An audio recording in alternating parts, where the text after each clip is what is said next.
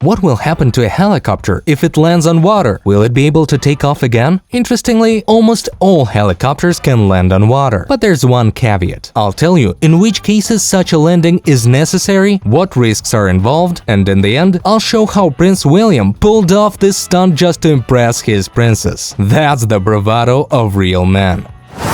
You've probably heard about amphibious aircraft, but what if I told you there are helicopters specifically designed for water landings? For example, the CH-47 Chinook. Designers added watertight compartments on both sides of the helicopter's floats, and the fuselage itself was made waterproof, protecting critical components. Most importantly, the lower part of the helicopter was specifically designed to be electronics-free. Thanks to these design solutions, the helicopter could land on water even in waves up to 3.5 feet high. Not bad, huh? However, the Chinook could only stay on water for about 30 minutes because water would slowly seep into the fuselage. Nevertheless, by installing a marine pump, helicopters could remain on water even with the engines off, as long as auxiliary power units maintained battery charge. Like with the Sea King, ventilation openings on the Chinook needed to be sealed, and an additional 27 drain plugs installed. The US Army extensively utilized the amphibious capabilities of the Chinook during the Vietnam War, but the last to utilize this capability were the Army Special Forces from the 160th Special Operations Aviation Regiment. But how do these operations actually happen? The Delta Queen maneuver is a unique feature of water landing, used, for example, in the emergency extraction of special forces from a river, lake, or sea. It's one thing to airdrop soldiers, but another to retrieve them. In the former case, everything can be done simply from the air, but evacuation is much more complex. Chinook helicopters head to a predetermined rendezvous point, while special forces and Zodiac boats attempt to reach that location, as done by Spanish Army Special Operations units. During the Delta Queen maneuver, the Chinook lands on the water, partially maintaining lift in the front of the aircraft, causing the rear cargo compartment to submerge. To prevent the cabin from fully flooding, a waterproof barrier is installed halfway through the cabin. Once the cargo compartment is fully submerged, the Zodiac boat approaches the helicopter. However, this is much trickier than it sounds, because the cargo compartment is very narrow. If the boat isn't aligned properly, it could lead to a disaster from both the people on the boat and the helicopter. Of course, in training exercises, special forces approach the helicopter slowly, but in real combat situations, where bullets are flying and there's continuous gunfire, the crew usually flies into the helicopter at high speed, making the maneuver even riskier. Once the boat is inside, the ramp is slightly raised, and the pilot lifts the helicopter to drain the water from the cabin. Despite its coolness, this maneuver comes at a high cost, and I'll tell you about that cost now. Chinook helicopters no longer land on water due to serious and costly maintenance requirements after each such landing. What are they? After landing on water, the aircraft must be temporarily taken out of service until it's thoroughly cleaned. This involves dismantling half of the helicopter. After each landing on salt water, corrosion checks are also carried out. Even worse, water landings are extremely harmful to wheel bearings, necessitating their complete replacement. This means that half of the parts in the unit need to be overhauled and replaced, and this is a unit that already costs millions of dollars. Because of this extremely time-consuming and costly maintenance, pilots needed approval from the maintenance department before conducting any water landing training. In many cases, the answer was a resounding no, unless the helicopter was already scheduled for major maintenance. Only then would pilots get the green light. Over time, military forces worldwide operating Chinooks realized that water landings weren't worth the effort for several reasons. The latest generation Chinook, the CH-47F, is equipped with digital flight controls, meaning the helicopter is packed with electronics. While older analog versions of the Chinook didn't have electronics underneath, the new versions do. This means an increased risk of electronics failure during water landings. Combining this risk with the high maintenance costs makes water landings unprofitable, especially when considering the alternative. What's the alternative, you ask? It's called halo casting. It's widely used by the US Army to deliver infantry units to operational areas. It involves using various helicopters, including Chinooks, flying at an altitude of about 10 feet above the water surface at a speed of about 10 knots. Special Forces members typically exit the aircraft in pairs and then swim to shore under their own power. And it makes sense. Why risk expensive equipment when you can organize a self-contained airdrop? Another advantage of this method is that it can be taught to anyone, not just Special Forces, and training on land takes only about 20 minutes. After that, you are ready to jump from a Chinook.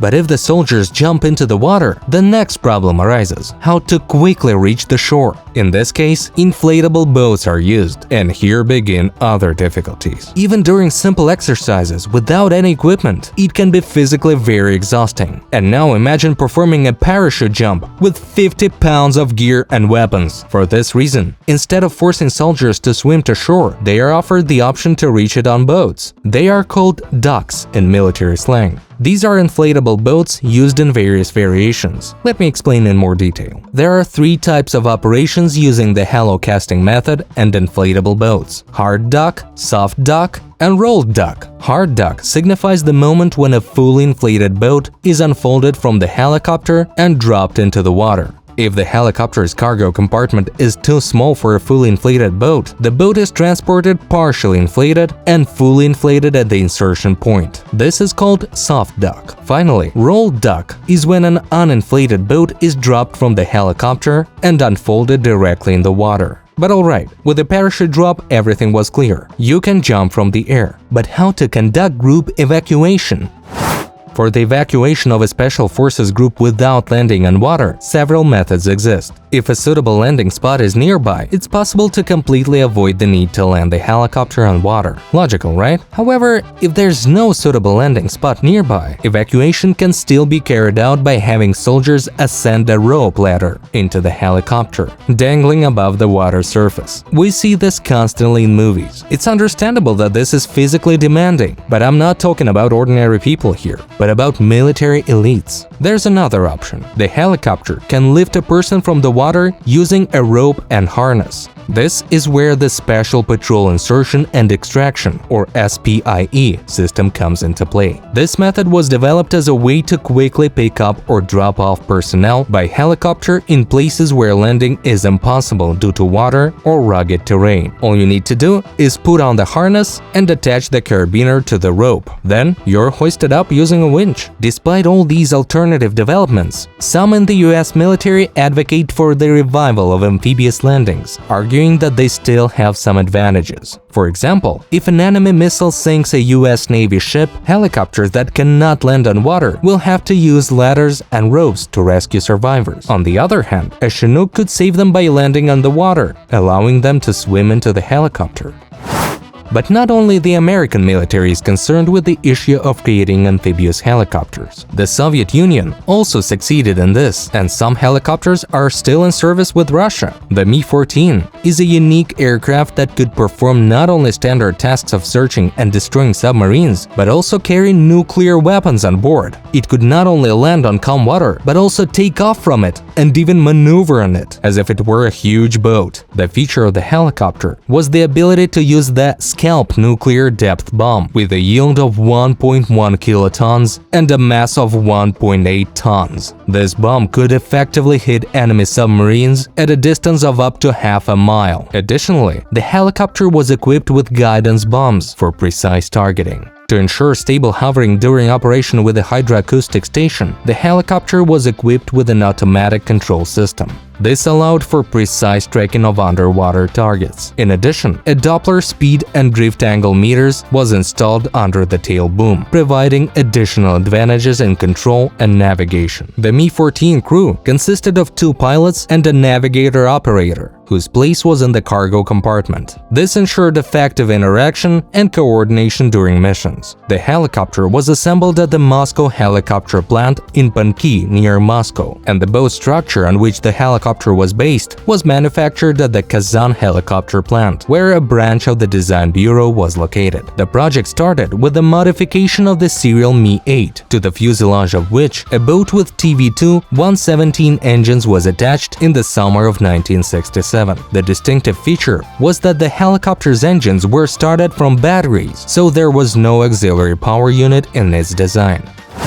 As I mentioned before, the main problem with water landings is the costliness of helicopter maintenance afterward. While an armored vehicle can function with damage and deformation from rust on water, aviation is much more serious. All elements must be in perfect condition. Therefore, this area of development is struggling. Examples such as the Sikorsky HH-52 Seaguard helicopter, which could land and taxi on water, and the CH-53, capable of water landings, as well as CH-46 Sea Knights, capable of remaining afloat for up to 2 hours, emphasize that while the technology of water landings has been developed and successfully applied, modern rescue methods, including the use of ordinary rescuers, have proven to be more effective and safer. The risk associated with water landings, especially in rough conditions, makes them undesirable, even despite potential advantages. Even with the Mi-14, there was a high-profile incident where only 12 out of 15 people on board survived in conditions of even moderate waves. And yet, this helicopter was originally designed to conquer water expanses. As a result, although helicopters capable of water landings represent unique and powerful tools for rescue operations, risks and technical limitations have made their use in modern conditions increasingly exceptional.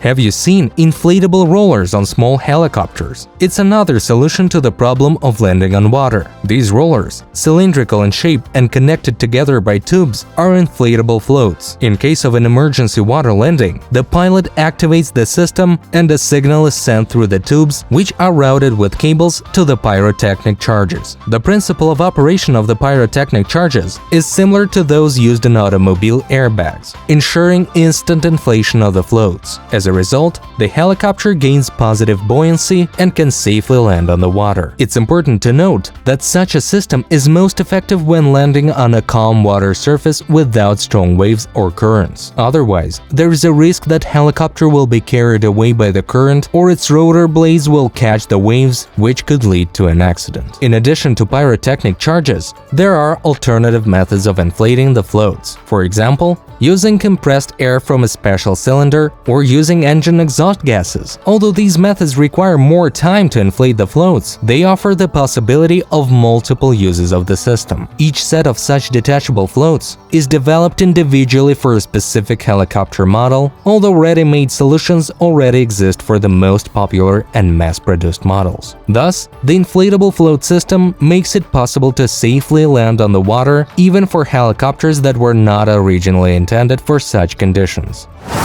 All helicopters can land on water without rollers. It's just that most can only do it once. However, there are several helicopters that can land on water and take off again with the help of yellow tape. Well, it's not exactly ordinary tape, but a special very sticky sealing tape that prevents water from entering the helicopter and damaging the electronics. For example, the CH-124 Sea King has a hull resembling a boat, allowing it to remain on the water surface for a limited time. This feature is not only useful for emergency landings, rescue missions, and special operations, but also allows for some impressive moves in front of princesses. Yes, you heard that right. Prince William once decided to surprise a princess by making a water landing on Prince Edward Island in Canada. He was simulating an engine failure on the CH-124 Sea King, and quite successfully. In the eyes of his princess, he became a real hero. And overall, as I mentioned earlier, the maneuver is actually quite complex, and most importantly, very expensive.